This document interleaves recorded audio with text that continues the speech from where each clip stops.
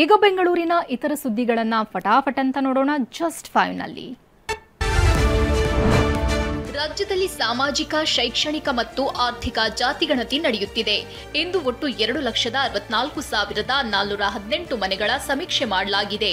ಇನ್ನು ನಿನ್ನೆ 1,82,820 ಮನೆಗಳ ಮಾಹಿತಿ ಕಲೆ ಹಾಕಲಾಗಿತ್ತು. ಕಳೆದ 5 ದಿನಗಳಲ್ಲಿ ರಾಜ್ಯಾದ್ಯಂತ ಒಟ್ಟು 4,49,226 ಮನೆಗಳ ಸಮೀಕ್ಷೆ ಮಾಡಲಾಗಿದೆ.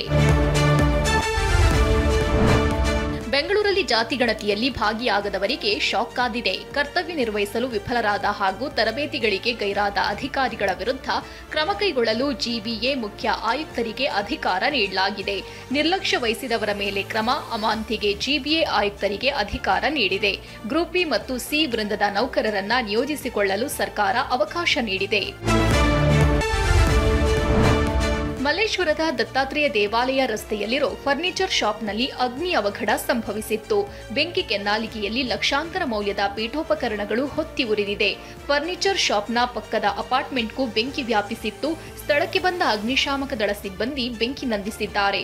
ಸ್ಥಳಕ್ಕೆ ಸಚಿವ ದಿನೇಶ್ ಗುಂಡೂರಾವ್ ಭೇಟಿ ನೀಡಿ ಪರಿಶೀಲನೆ ನಡೆಸಿದ್ರು. ನಿನ್ನೆ ರಾತ್ರಿ ಅದೇ ಇಲ್ಲಿ ನಮ್ಮ ಪೈಪ್ಲೈನ್ ರಸ್ತೆಯಲ್ಲಿ ಈ ಒಂದು ಬೆಂಕಿ ಅವಘಡ ಆಗಿರುವಂಥದ್ದು ರಾತ್ರಿ ನಡೆದಿದೆ. ಸುಮಾರು 2:30-3 ಗಂಟೆ ಇದು ಆಗಿ ತಕ್ಷಣವೇ ಇಲ್ಲಿಯ ಸ್ಥಳೀಕರು ಕೂಡ ನಮ್ಮ ಫೈರ್ ಸೇಫ್ಟಿ ಅವ್ರಿಗೆ ಫೋನ್ ಮಾಡಿದ್ದಾರೆ. ಫೈರ್ ಸರ್ವಿಸಸ್ ಅವ್ರಿಗೆ ಅವರು ಕೂಡ 20 ನಿಮಿಷ ಒಳಗೆ ಇಲ್ಲಿಗೆ ಬಂದು ಸುಮಾರು ಎಲ್ಲ ಫೈರ್ ಇಂಜಿನ್ಗಳೆಲ್ಲ ಬಂದು ಅದನ್ನು ಶಮನ ಮಾಡುವಂಥದ್ದು ಕೂಡ ಯಶಸ್ವಿಯಾಗಿ ಮಾಡಿದ್ದಾರೆ.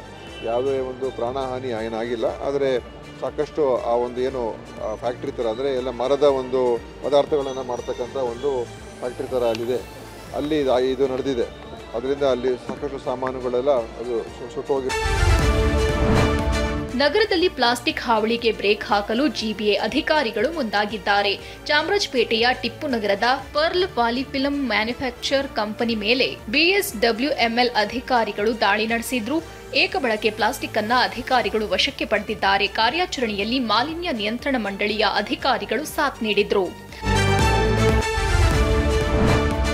ನೆಲಮಂಗಲದಲ್ಲಿ ಹಣಕ್ಕಾಗಿ ಮಗನೇ ತಂದೆಯನ್ನ ಕೊಂದ ಪ್ರಕರಣಕ್ಕೆ ಟ್ವಿಸ್ಟ್ ಸಿಕ್ಕಿದೆ. ಕೊಲೆಯಾದ ತಂದೆ ಮಂಜಣ್ಣನಿಗೆ ಮನೋಜ್ ಹಾಗೂ ಅಭಿಷೇಕ್ ಎಂಬ ಮಕ್ಕಳಿದ್ರು. ಮೊದಲ ಮಗ ಮನೋಜ್ ಒಬ್ಬನೇ ಕೊಲೆ ಮಾಡಿರೋದು ಗೊತ್ತಾಗಿತ್ತು. ಆದ್ರೀಗ ಪೊಲೀಸರ ತನಿಖೆಯಲ್ಲಿ ಎರಡನೇ ಮಗ ಅಭಿಷೇಕ್ ಕೂಡ ಕೊಲೆಯಲ್ಲಿ ಭಾಗಿಯಾಗಿರೋದು ಬಯಲಾಗಿದೆ. ಅಲ್ಲದೆ 10 ಲಕ್ಷಕ್ಕೆ ಸುಪಾರಿ ನೀಡಿರೋದು ಗೊತ್ತಾಗಿದೆ.